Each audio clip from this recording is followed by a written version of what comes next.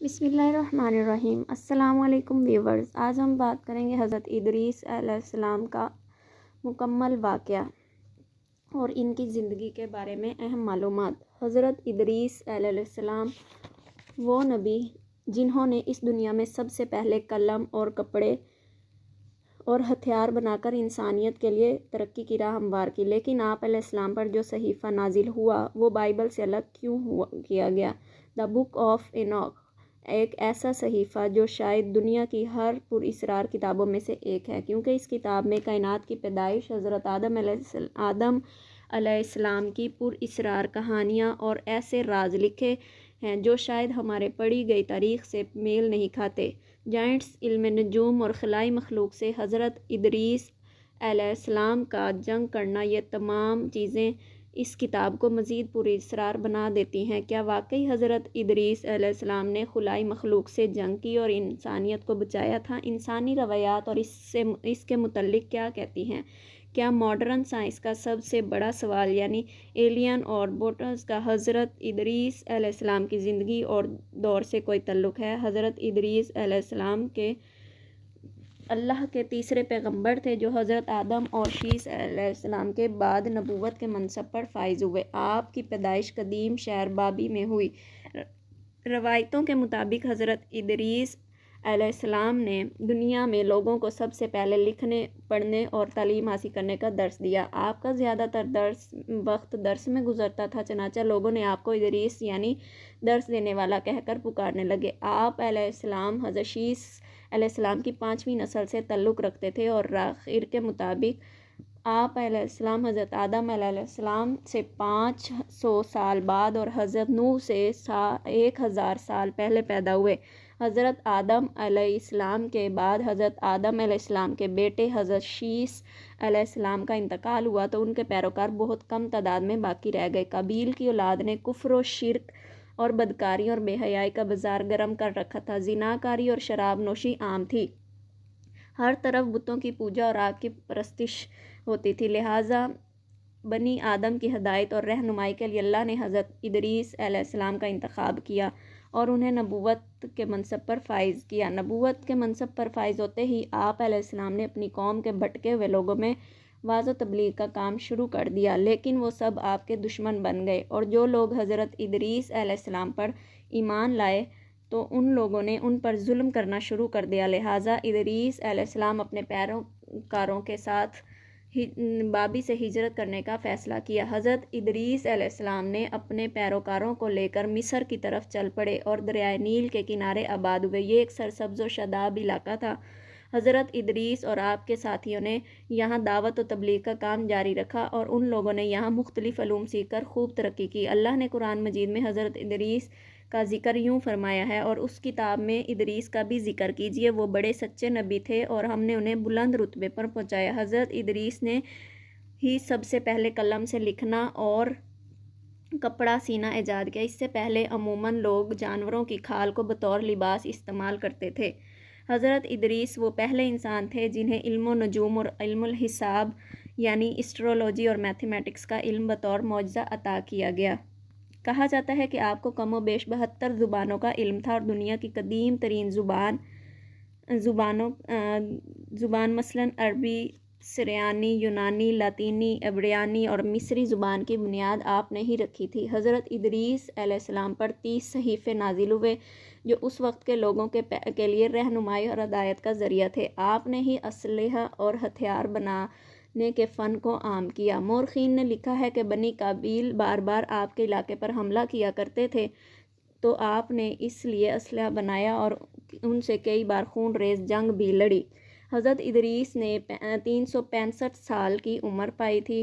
علماء و مفسرین اور بہت سے تابعین کا یہ قول ہے کہ حضرت ادریس علیہ السلام زندہ آسمان پر اٹھائے گئے تھے اور چوتھے آسمان پر آپ علیہ السلام کی روح کو قبض کیا گیا تھا، جہاں نبی صلی اللہ علیہ وسلم نے معراج کی رات آپ علیہ السلام سے ملاقات بھی کی۔ مشہور مصنف جمال الدین کفلی نے لکھا کہ عراق اور ایران کی سرحدی علاقوں میں آباد ایک قوم جو کہ التیما کے نام سے جانی جاتی ہے، حضرت ادریس کی بچی باقی ماندہ قوم ہے۔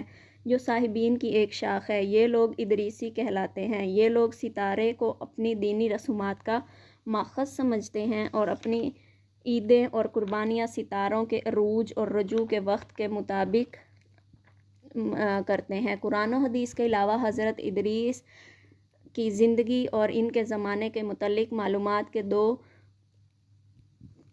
مزید ذرائع موجود ہیں۔ پہلا قدیم سومیری تختیاں اور دوسرا توریت کا گم شدہ حصہ یعنی کہ دا بک آف اینوک۔ 1946 میں بحر مردار میں ایک غار میں 900 قدیم صحیفے دریافت ہوئے۔ یہ وہی صحیفہ ہے جو حضرت ادریس پر یعنی صحیفہ اینوف ہے۔ ان صحیفوں میں ایک صحیفہ توریت کے گم شدہ حصوں میں سے تھا جنہیں آج ہم دا بک آف اینوف کہتے ہیں۔ اس کتاب میں انسانی تاریخ کے ایک مختلف کہانی ملتی ہے جس میں حضرت نوح علیہ السلام کے زمانے تک واقعات لکھے گئے ہیں۔ اس صحیفے میں ایک خاص قسم کی مخلوق کا ذکر ہے جسے دا والچر کہا گیا ہے۔ انجیل میں انہیں دا فولین اینجل کہا جاتا ہے۔ اس صحیفے کے مطابق حضرت ادریس علیہ السلام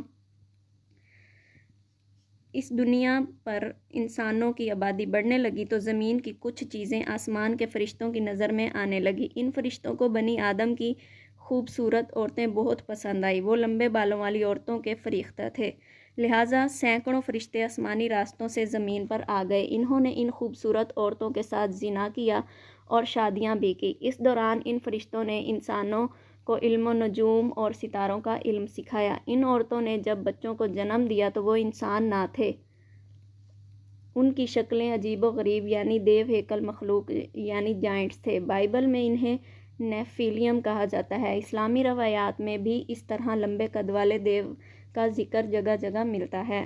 بک آف اینوک کے مطابق وہ فرشتے زمین پر اپنی حکومت قائم کرنا چاہتے تھے اور انسانوں کو اپنے تابع کرنے کی خواہش رکھتے تھے۔ دراصل اہل کتاب یہود و نصارہ کا یہ عقیدہ ہے کہ ابلیس ایک فرشتہ تھا اور جب اس نے اللہ کی نافرمانی کی تو وہ مردار ہو کر ابلیس کہلایا، جبکہ قرآن و حدیث کے مطابق ابلیس فرشتہ نہیں بلکہ جن تھا۔ لہٰذا اس غلط عقیدے کی بنیاد پر توریت اور عیسائی لٹریچر میں ان مخلوق کو فرشتہ لکھا گیا ہے، جبکہ فرشتے اللہ کے حکم کے تابع ہوتے ہیں، نہ ہی وہ نافرمان ہوتے ہیں اور نہ گناہ کر سکتے ہیں۔ وقت گزرنے کے ساتھ ساتھ زمین پر ان واچرز کی آبادی بڑھتی چلی گئی۔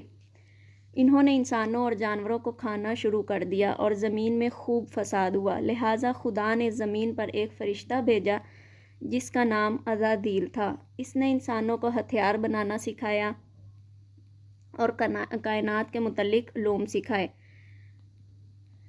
اس فرشتے نے انسانوں کو ستارے اور سیارے اور کائنات کے متعلق علوم سکھائے اور اسی نے اینوک یعنی حضرت ادریس علیہ السلام کو جنگ کرنے کے طریقے بھی سکھائے۔ جب ان واچرز کے کرائم حد سے زیادہ بڑھ گئے تو اللہ کی طرف سے ان پر عذاب نازل ہوا، لہٰذا وہ واچرز حضرت ادریس کے پاس آئے اور انہوں نے اس عذاب کو ٹلنے کے لیے اللہ سے اپنی سفارش کروائی، لیکن ان کی سفارش قبول نہیں کی گئی اور آسمان سے حضرت جبرائیل و میکائیل کی فوج نازل ہوئی۔ انہوں نے انہیں زمین کی تہہ میں دفن کر دیا جہاں وہ 70 نسل یا قیامت تک یوں ہی دفن رہیں گے۔ حضرت ادریس علیہ السلام کا ذکر قدیم سومیری تختیوں میں ہے۔ ان سومیری تختیوں میں لکھا ہے کہ خنوع کے دور میں آسمان سے زمین پر دوسری مخلوق آئی تھی جن کا نام انوناکی تھا۔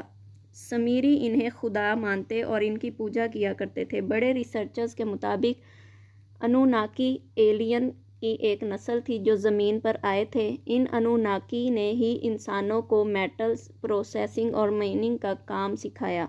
اس کے علاوہ وہ ایسٹرونومی، سائنس، میتھمیٹکس کا استعمال اور ہتھیار بنانا بھی سکھایا تھا، جس کی وجہ سے انسانی تہذیب پروان چڑھی۔ اسرائیلی روایات صحیفہ نوح اور ٹیبلٹ کے ساتھ اسلامی روایات کو جوڑا جائے تو حضرت ادریس کے دور کا ایک ایسا خاکہ بنتا ہے جسے دوسرے سیارے پر خلائی مخلوقات کی موجودگی اور کوٹلز کی موجودگی ثابت ہوتی ہے۔ عین ممکن ہے کہ وہ اینجلز کا انوکانی وہی خلائی مخلوق ہو جو دوسرے پلینٹ سے ہماری زمین پر حملہ آور ہوئے اور جن سے حضرت ادریس نے جنگ کی اور انسانی تہذیب کو بچایا۔ کیا جدید سائنس جس کوٹلز اور ایرین کی تھیوری پیش کرتی ہے یہ تمام چیزیں حضرت ادریس کے دور کی ٹیکنالوجی تھی؟ قرآن و حدیث کی جدید تاویل کیا نئے نئے رازوں سے پردہ فاش کرنے والی ہے۔ دوستوں اگر آپ کو ہماری یہ ویڈیو پسند آئی ہو تو لائک کریں اور ہمارے چینل کو سبسکرائب کریں۔ اللہ حافظ۔